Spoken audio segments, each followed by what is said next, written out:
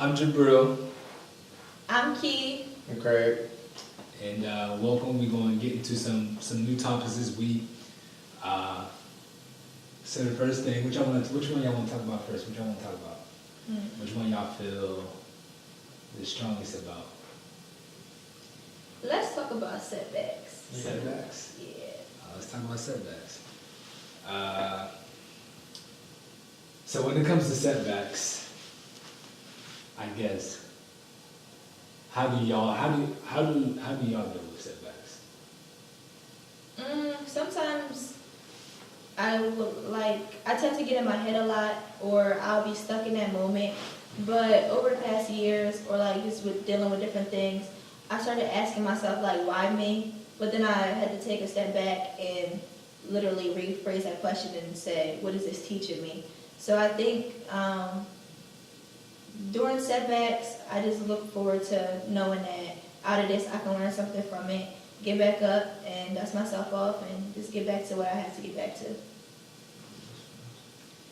I agree completely with the getting inside of your head, because I'm not gonna lie, I'm sometimes sort of a pessimist. I tend to always want to harp on and just be oh well, that happened, so it was meant to happen, and clearly nothing else good is gonna come from it, and I wasn't meant for anything else better. But past towards the end of college, college career, it's come to realize that things happen for a reason, that God has a certain plan. So a setback literally is just maybe that was something that I did in action towards fulfilling that plan, and it just wasn't the right move.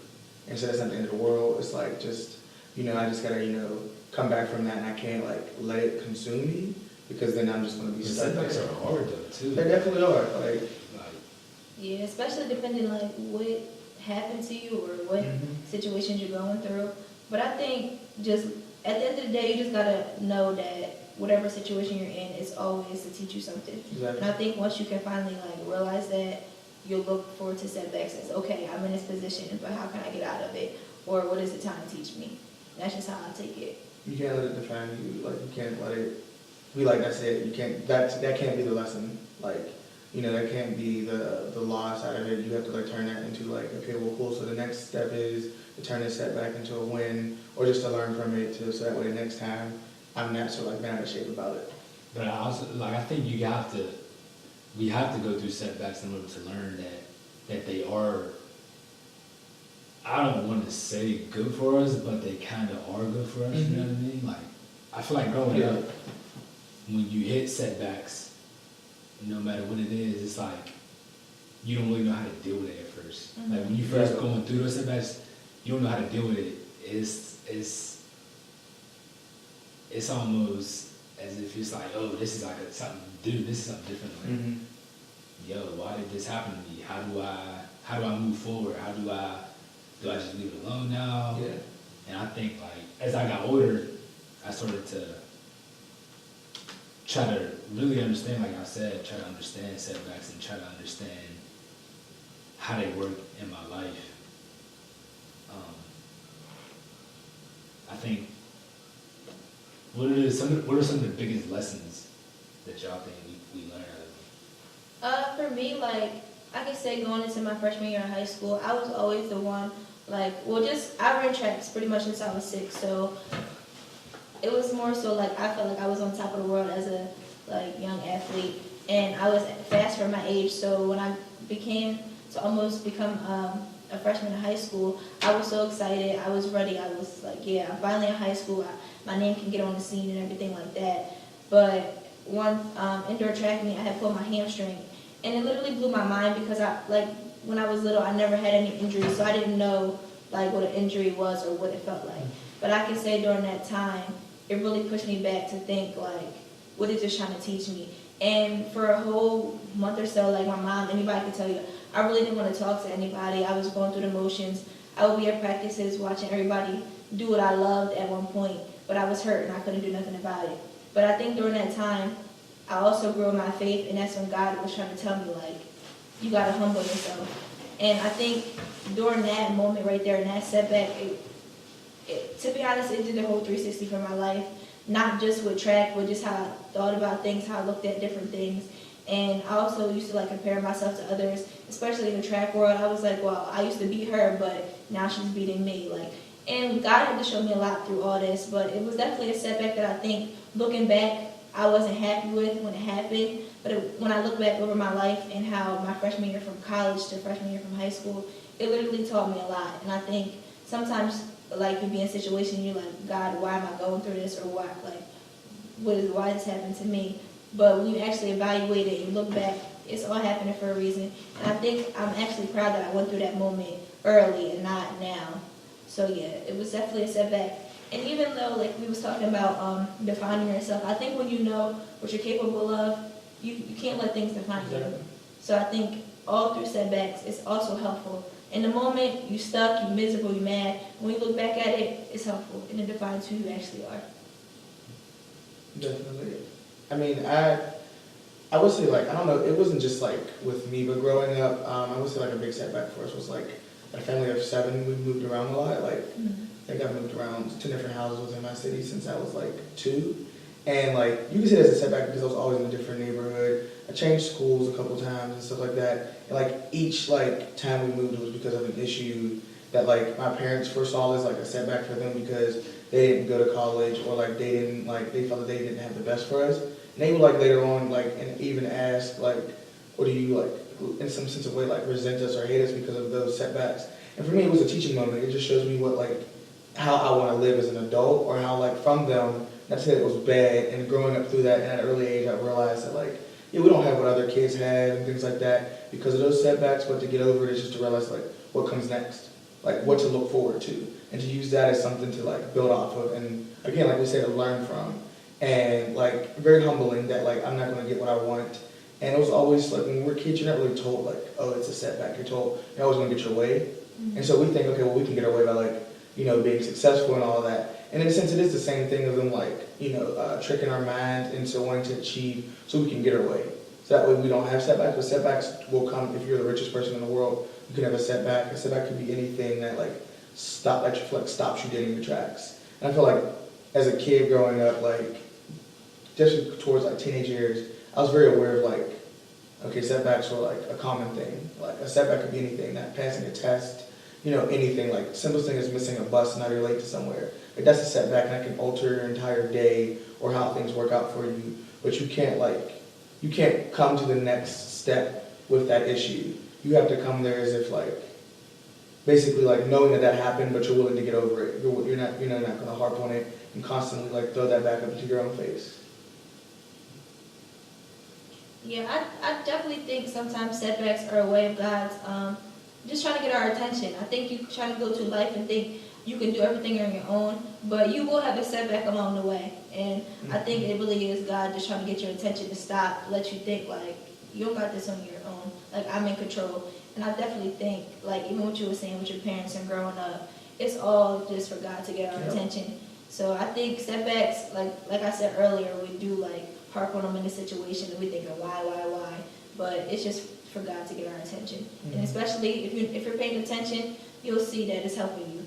But I mean, to know God is to know Him, and I think like through it all, you'll definitely see that it's to get our attention. I think like the way people deal with setbacks, I think is an interesting thing too. Like you say, you have the pessimistic view. And I'm more of an optimist. I think a lot of how we come back from setbacks and how we bounce back and how we move forward is depending upon how we deal with it. Exactly. You know what I mean? Like, and people have many different ways of dealing with it. I deal with it through God. You know what I mean? I kind of lean on, well, I know God is doing this for a reason. I know God got me. I know God gonna help me get through. Some people don't really. They may look to something else to help them deal with those setbacks. What do y'all use to get through setbacks? I'm not even gonna lie, I know, because I'm at a stage where like I'm like, I guess you could say young with my faith relationship with God. So a lot of times like like psych myself out into not like knowing that it's God's plan. And like I want sometimes so much to like have a reason for why this happened or like something to blame it on. But like, because I know like even with the fact that like, I mean, I'm going to school right now for photography, that was honestly never even like a thought or goal in my mind going into college. It was architecture. And, you know, immediately when that didn't work out, I just was like, okay, well, you know, clearly like I'm not good at what I'm doing. Like I immediately psyched out like my talent and then I had to realize like after the process that like maybe it was God saying, well, that's not what He meant for me to do, or not this way. Like maybe I'll be doing what I've always thought I dreamed of, but just this isn't the way I'm going to go about it. So and like these past 4 years of college have literally like that transition of like not psyching myself out because or like constantly blaming myself as a pessimist, like that it's not my fault. I mean, yeah, certain things are my fault because they're my actions. So, do y'all think that there's bad ways of dealing with setbacks? Definitely. Yeah, I think sometimes setbacks can be a bad thing in a sense where, like you said, I mean, how you deal with it by talking to God and praying and things like that. But if you don't have that relationship and you're in a person that gets in a setback, you start to think negative things. Like you said, like maybe this isn't where I should be in life, or maybe I did all this, but it's not working. So a lot of people can be in setbacks and they start to get mentally intrigued into it and like really just beat themselves up about it and stay stuck in that place. But I think if you handle it the right way or talk to the right people, you can know that it's victory in setbacks as well. True, that's facts. That's a good segue too, because next thing, we're gonna talk about is like being a slave to our thoughts. Like I know, at least for me, I feel like I've gained better control of it, but I used to like really be a slave to like how I feel my day to day, and I feel like a lot of people get caught in being slaves to their thoughts and not to what's actually real, but just to their thoughts. Like your mental can really alter you could psych yourself out in so many ways. Like it's crazy because like I mean I know I still do it sometimes too. Like I overthink things like to the max. So where I really have to stop and just be like, you're really wild. Like that's just not. It's like you just make something impossible out of the simplest thing. Like oh, like that's gonna happen because of this, and it's all just like or oh well, like oh I think people are gonna think this. And I mean I know for me it helps in some ways. Like not being a slave to it, but like that process of realizing that I've overthought it because it's just like well why are you overthinking this? It opens up another thought process, like overthinking and me realizing that. For a time I didn't realize it. Like I overthought until like people had to tell me like you're just thinking too much into it or like don't think too much into it. But then we're in some senses so worried about what everybody else thinks that's what our mental is based off of, like opinions. Therefore we're just like, okay, well we're thinking about constantly like, well what is these people want to think? Like what do I have to live up to, this and that. So I think it's hard to like if once you realize that you're like constantly like consumed by your thoughts and your thoughts based on others' opinions, you can like control that. Like you said, you've gained a sense of control over it. You're not just like consumed by like negative thoughts that you But it's still create. hard. It definitely it's is. still hard because it's like I still think about stuff now. My mind right now is just doing like backflips and stuff. I'm thinking about everything but what we're doing sometimes. But like, I just think literally like not zoning out, but like the idea of like not multitasking in a sense. Like, cause it's like, you could say turn your brain off, but like, who knows how to do that? Like, can you literally do that? But like trying to just deal with one thing at a time and like, I know I say this all the time, like I don't want to say like just like, oh, forgetting about it, because then you forget about things and it's like, then you later on the line, you're like, you're in this mistake because you forgot about something, you weren't paying attention. But like literally take one thing at a time, just because you physically, you're not more than one person. So I think you have to do that same thing with your thought process. Like you can think about other things, but like notice you can only like handle like the idea of one thought at a time in order to like, not to drive yourself crazy in a sense. So. Yeah, I definitely think we become a slave to our thoughts. I think our thoughts are pretty much everything, and your mental is everything. Like you were saying about football, there's days where I go into track practice and I'm really not feeling it, or I already think about the workout before the day is even started. And I'm like, oh, I know it's gonna be hard. I don't feel like doing it. I don't want to do. But like, I feel like in that moment, you're just telling yourself everything that you don't want to do, and then you can't expect to have the practice that you want to have because you already told yourself it's not gonna happen. And I think over the couple of years, and even especially this season, I set myself up with like a whole phrase. And the phrase that I want to use for this season is literally detox and negativity. Because I think once you let the negativity go and let those thoughts go and start telling yourself, I can, I will, I can do this, I can do that, that's who you become. Your thoughts is pretty much what you become and how you act. And I think you just got to start having those different perspectives about certain situations, because you literally feed yourself what you're going to do. Like, you can wake up like, I'm going to have a good day, and you literally going to have a good day. But if you already say, well, I'm over it, I don't want to do this, that's really how you're going to start acting. Whether you want to or not, you already told yourself that. And I think that's like a problem in our generation today. We feed ourselves so much negativity, we try to compare ourselves to the next person, and we just start thinking so much, and it's not even that deep, it's not that serious, but you already tell yourself, so like you're working yourself up, and the situation don't even got to be that deep. So I think your thoughts are really do dictate like what you do and what you become. So you just gotta start feeding yourself that positive energy, and just tell yourself, I can do it. Like, once you say that your body, everything's just gonna feed off of that. That's crazy, because when I started, like, even when I was younger, like freshman year and stuff like that, even before that, in high school, I was so focused on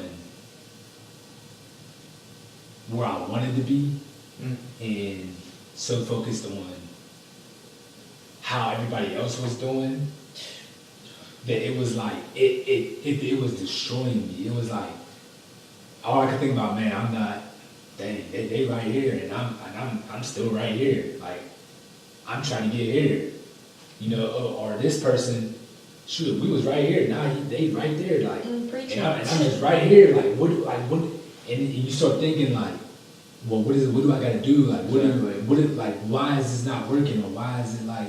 I think the total difference between that, though, like, I think everybody gets in their head, especially when you've competed at such a young age and you've been beating these people all your life. Not even beating them, but just like, you know that you're better than them, or whatever the case may be. And then they start just succeeding and going over past you. You're like, well, what they doing that I'm not doing, because just a couple months ago, this and this. But I think it's so, when we get so caught up in trying to focus on others and what others are doing, you lose sight of the plan that God has for you. Yep. You focus on trying to chase what He got for them, but God got a plan for each and every one of us, and we can't chase their goal trying to get to ours. So I think once you pull back and say, well, what are they doing that I'm not? Well, I'm working hard every day. I go to practice every day. I'm putting in the same amount of work. What are they doing that I'm not? It's just mental. You starting to get in your head about what they're doing, but you're losing focus of what you're supposed to be doing. So I think a lot of that also takes stepping back. You're feeding your mind those negative thoughts, like. And I think that's pretty much it. Like, and I think it's timing too. Like, everything happens when it's supposed to come. Like, everything happens when it's supposed to happen. And we always try to rush the timing. That's one thing. I know, especially me. Like, I can see things like in practice, like I'm hitting these times, but then when I get to the meet, it's not coming. So I'm like, well, what? Like, I'm doing everything I need to do in practice, but like you said, it's timing. And I think we try to rush up the time and rush up the process, that we're not really enjoying the process. So, and like, our thoughts, I think that's just one thing that really controls the whole thing. And if you're not thinking, like, we create, like, the idea of, like, we created time or whatever, like, the way we show it, but like, and I guess we think that we can control it. Like, we only created a visual representation for it, because time happens if we didn't have that clock or not. If you're not looking, like, we're not looking at time right now, it's literally moving. There's nothing we can do about it. Like, the way a video pauses, we've got ways to capture it, but like, we can't physically control time. Like, until somebody creates a time machine, you can't do nothing about it. Like, you can't do nothing about what happened. But what I think is crazy though, how like when you're younger, you don't think about none of this. Like, you're competing at, like, for sports wise, you're competing at your best. You did your best performances. You're not thinking about who's on the left of me, comparing yourself. But it's like when you get older, everything starts to become a like. I don't know. Your parents were like, don't grow up too fast. Yeah, man, that's like a business. You just start thinking about everything that you didn't used to think about. But I think we start resorting back to how we was when we was kids, where you wasn't worried about a thing. Like, we wasn't so into social media, trying to compare ourselves to the next person, mentally getting in our heads. Like, we going to class for fun. Like, you're not thinking about, like, oh, man, I got to go to class if I fail this exam.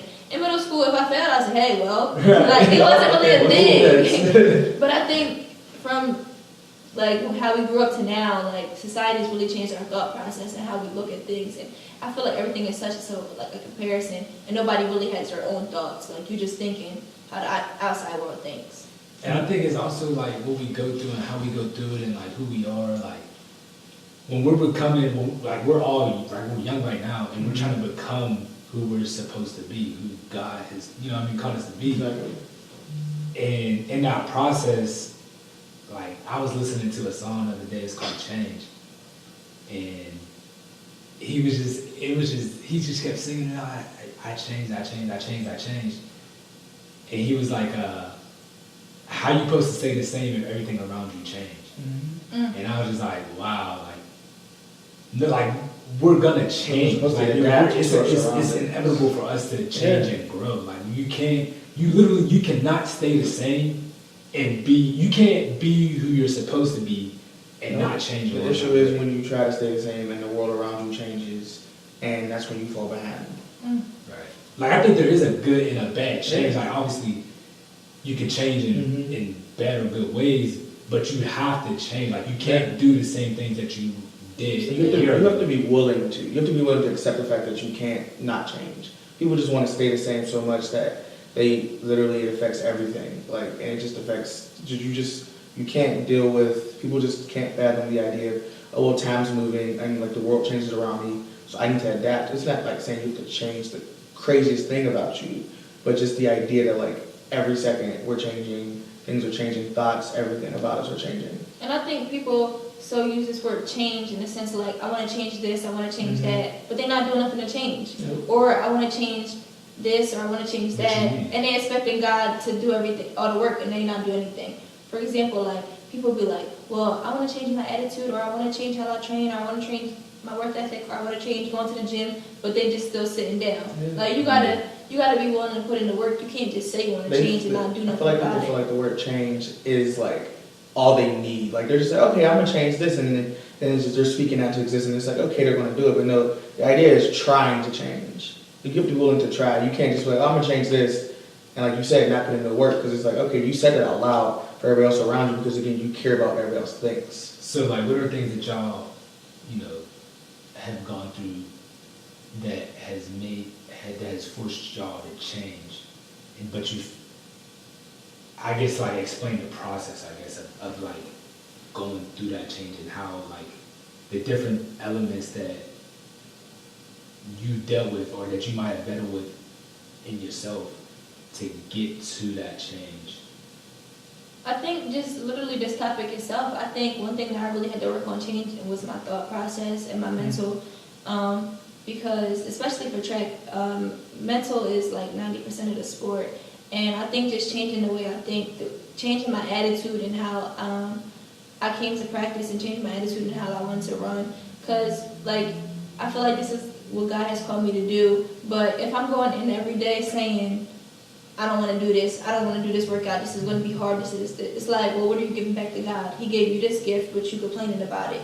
And I think once I started changing my mental and changing how I think a lot of those performances started to change as well. I don't think it was a lot of technical issues. Yeah, I could work on a few things, but I think the training was there. It was literally what I was telling myself and how I started to mentally think about it. And I think once you put those pieces together, it's going to be inevitable. So I think you really just have to tell yourself and feed yourself that positive energy. But I think that was one thing that I really had to look at. And not even when it came to sports, just changing my outlook on like my purpose for life. Why am I here? I think that's something that I really had to start asking myself, like, you're doing this, but what are you doing it for? Like, are you having fun with what you're doing?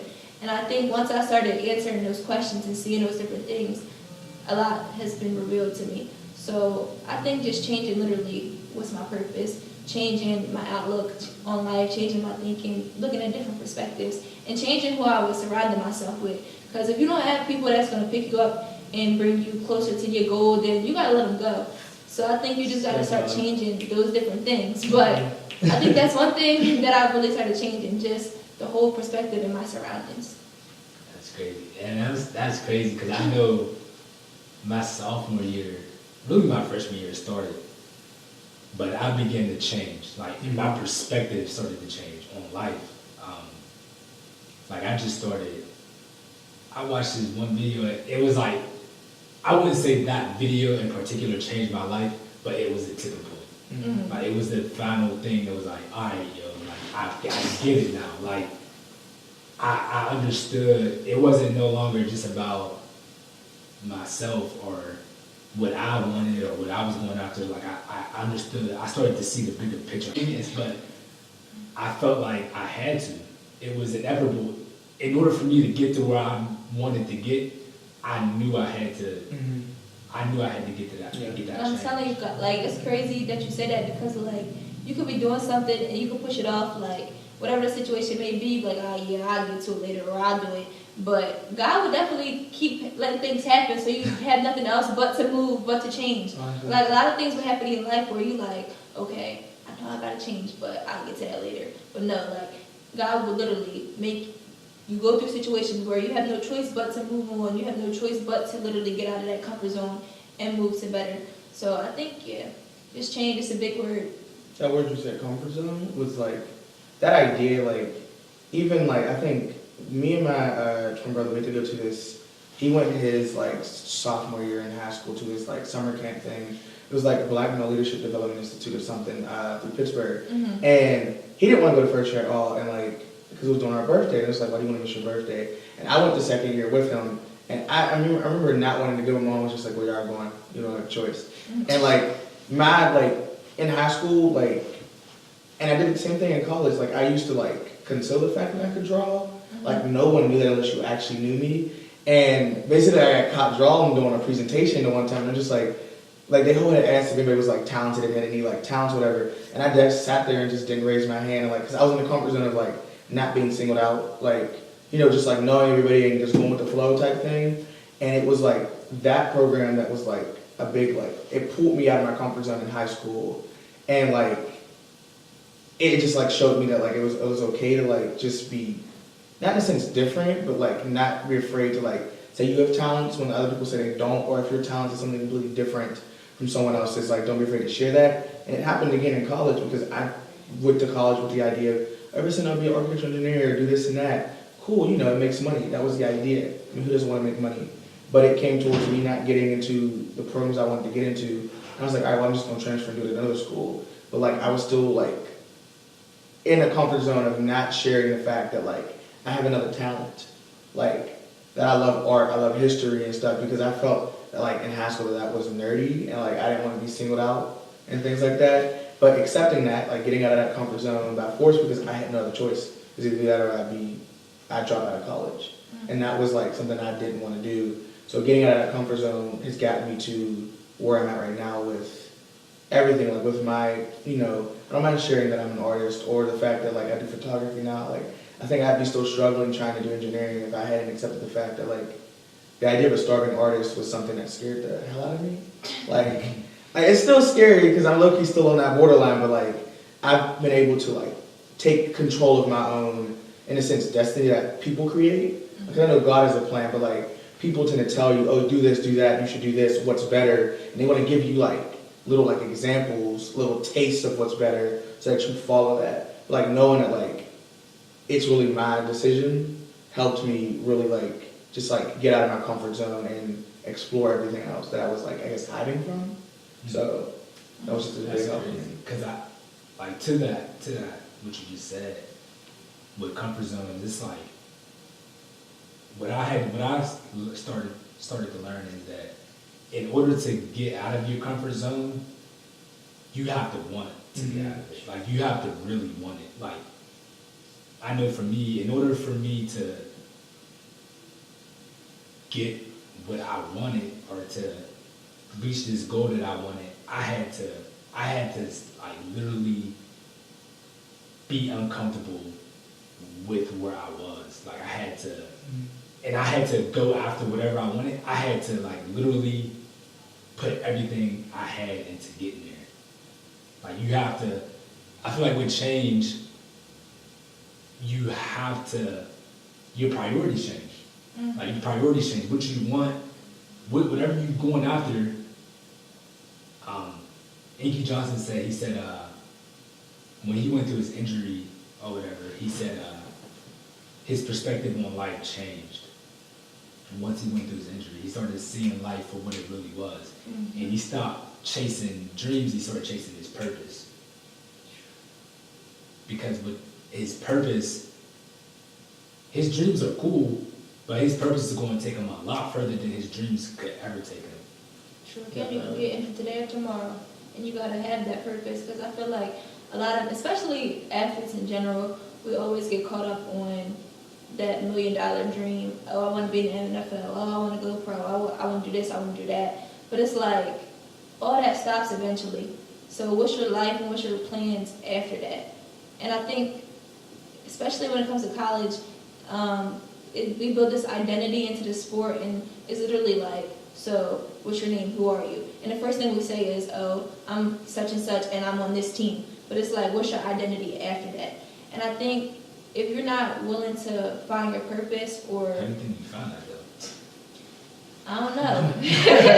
I don't know. That's hard though, because I feel like identity is a big thing, and a lot of us don't have identity outside of sports. I think in some ways, because like my older brother, he played, football from Little League up to high school and then went off to college, but like, he just like, it basically fell off in a sense because I guess it went from his purpose and his dream again, like when he said changed, like he wanted to go to school, I think I remember he wanted to go to school to be like a coroner or a doctor or some sort, but his purpose, honestly, he was doing what he was doing just to get money out of it. He wasn't really into football anymore for the idea of a sport. That's what it seemed like. I mean, we've talked about it and said differently. And so it's always like, well, what is your purpose? Like, what are you doing this for?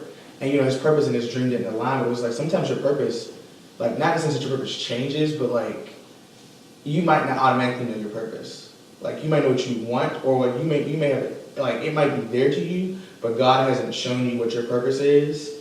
I mean, like, it's crazy to say that, like, well, how long is it going to take to show us our purpose? But I think some people aren't ready for their purpose because they don't know how to deal with that. They don't know how to accept it. They want to change what their purpose is. And I don't think you can physically, like, completely alter your purpose. You can use that and, feed off of it and go different ways. But I think sometimes people just aren't ready to accept the fact that they have a purpose and that they have something that, like, God has planned for them, but, like, there are other things that, like, included in it. So they just do everything but that, like, acceptance. Definitely. I mean, like, everybody, like, to everybody that, like, because my page is very, like, it's not, like, private, but, like, I'm nowhere on there to be found, like, barely. So you don't really know, if you know me and don't know that I take pictures, you just know me as Craig, but if you do know me, it's Craig P, like that, like what my Craig P photography is. So I'm the photographer, blah, blah, blah, blah, and I always assume, oh, you take pictures, this and that, and then when I say, like, of course I have other interests and things like that, like, things that I want to do, it's just like, oh, that's crazy, that's, like, that's so cool, or some people are just like, oh, it's so cool that, you like photography, like, have you always wanted to do photography? Not really, no, it's something that, like, it's always been there as a hobby, like, it's something to do, but I've, like, it became I think, like, again, it was, like, it was my purpose, but, like, again, I didn't realize it until God was ready for me to realize it. But I do feel sometimes that I'm defined just as that, not that there's anything wrong with that, but I think I'm more so an artist, because that's not the only medium that I can work with.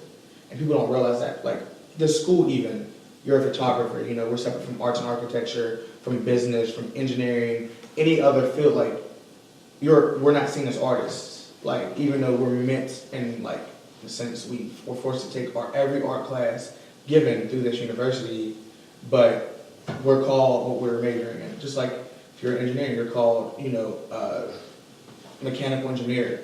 Even though, again, you have to take all those classes, you have to do the same thing, that same playing field for everybody else, you have to do that. So I think, like, it's in the sense of, like, we're labeled by society what we are, and us trying to, like, So what you're saying is we're letting society dictate who we are. Yeah, that's how it starts out as. Because they tell you what you are. And you're letting them identify it. Yeah, and it becomes like, it's really great when you can realize, forget society. Like, I'm what I am, like, this is what I'm doing, so this is what I'm, declaring myself as.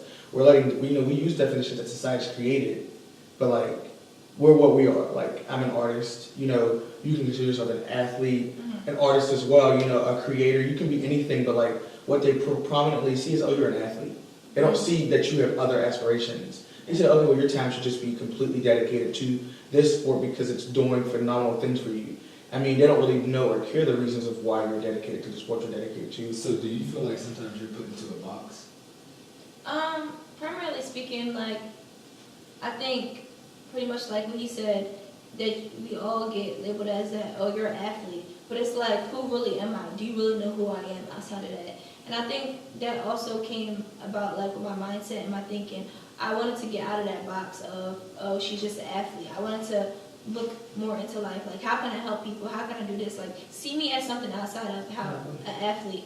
And I think another thing is like, the first question people ask is like, oh, how's track? Well, can you ask me how my life is, how I'm doing? Like, how's college? Let's talk about something else. Like, let's stop talking about track and look at who I really am as a person. And I think that's so hard. How'd you do in that race, Keith? Right, like, well, how I don't even know. But like, it's just like, it's like society does focus on that one thing about like who you really are. But I think we have to start looking at people as like who they are as a person. Like, what can you bring to the table besides sports? And I think that should be our goal, even as athletes. Like, try to strive outside of that athlete box. Like, how can you help people? How can you motivate people? Like, what can you do for others? And I think once you start doing that, people will literally take you out of that box and also have good things to say about you. I don't want to be like the controversial person, but like, I always have like this. I always have to be that person. But like, the idea of this box, it literally has been, it is as old as time. Like, you can relate it to any instance in history. I mean, I don't want to be like the controversial person because we're African Americans and say that like, that box was created for the idea. That's how slavery started, in the sense of, oh, these people are, because they don't have the same situations as Europeans. So we're going to put them in this box of, oh, they're just servants. They're meant for servitude. So we're going to take them and create a system of slavery involving them and make them less of a person because they're not the same as us. That's a box that they created. Even with the idea that, like, equal rights for women and for people of, different sexualities, like, that's a box that was created, like, in the 50s in America, women were seen as, oh, you're a mother, you're meant to just, you can only go to school to be a secretary, you can only be a mom, you're supposed to have kids and take care of your husband. But you're a person, you're capable of the same exact things that a man can do, but like, that box was labeled by society for society's benefit.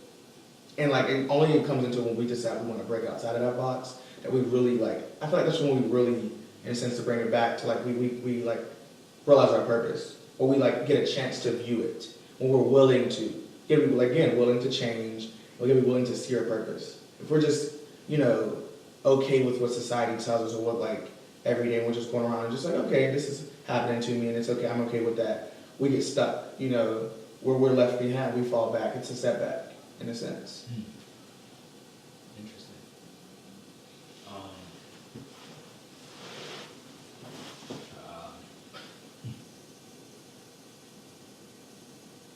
So